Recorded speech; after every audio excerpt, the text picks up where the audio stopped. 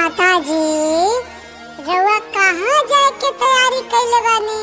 पुत्र गणेश, अब हमने के कैलाश पर ना रहल जाई। काहे माताजी? तोहर पापा बहुत तंग करता रे।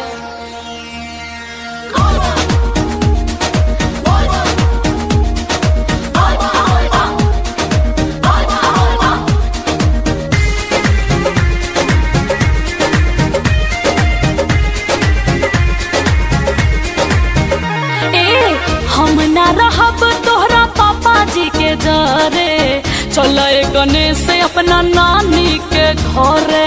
चलो जल्दी चलो। अरे हम ना रहब तोहरा पापा जी के जरे, चलो गणेश से अपना नानी के घरे।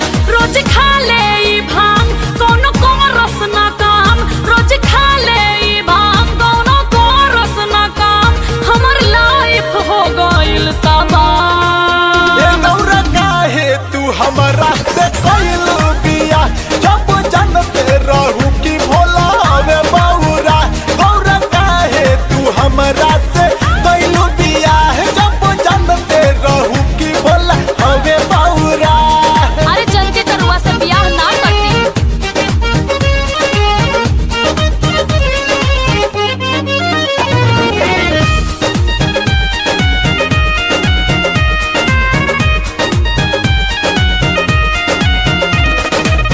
रोजे रोज भांग नाही हमसे पिसाए, काहे खिसियालू रे कोने सजी के माई। खाए के बाद तो खाई पूरी मिठाई। ये कुल चीज नहीं हमसे घोटाई गौरा, ये कुल चीज नहीं हमसे घोटाई। ढेर करब जे तंग सच कहिले हम, ढेर करब जे तंग सच कहिले हम। आज धइले हम नहीं हर के राह। ये गौरा काहे तू हमरा से कइल बिया, जब जानते रहू कि भोला हवे बौरा। भोला काहे तू हमरा से कइल बिया, जब जानते रहू कि हम हई बौरा।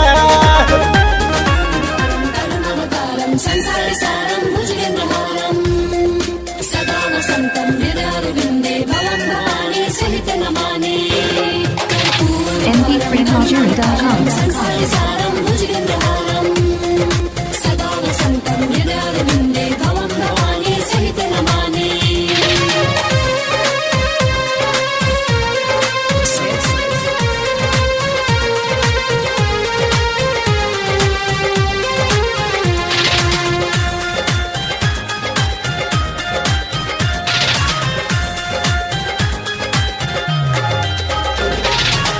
पढ़ल विज्ञान रउआ पानी पिछुआइल, आज ले न रउआ से जनरेटर किनाइल। ए भोला जी सुनी ना, ए जी पढ़ल विज्ञान रउआ पानी पिछुआइल, आज ले न रउआ से जनरेटर किनाइल। देखी सगरो भइल बा अंधारे भोला, देखी सगरो भइल बा अंधारे भोला। लालटेन जरा के पीछे गौरा भंगिया के गोला लमटेन, जरा के पीछे गौरा भंगिया के गोला लमटेन, जरा के पीछे गौरा भंगिया के गोला।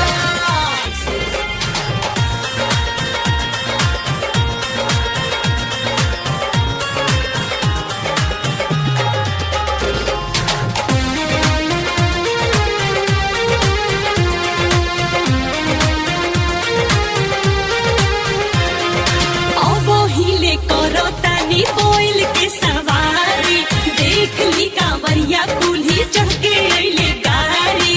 देखी देखी भोला जी देखी, अब कुछ करी। अब हिले करो तानी बोइल के सवारी, देख ली कांवरिया कुल्ही चढ़ के अइले गाड़ी। रउए करिले सब कर उधारे भोला, रउए करिले सब कर उधारे भोला। लालटेन जरा के पीछे गौरा भंगिया के गोला लमटेन।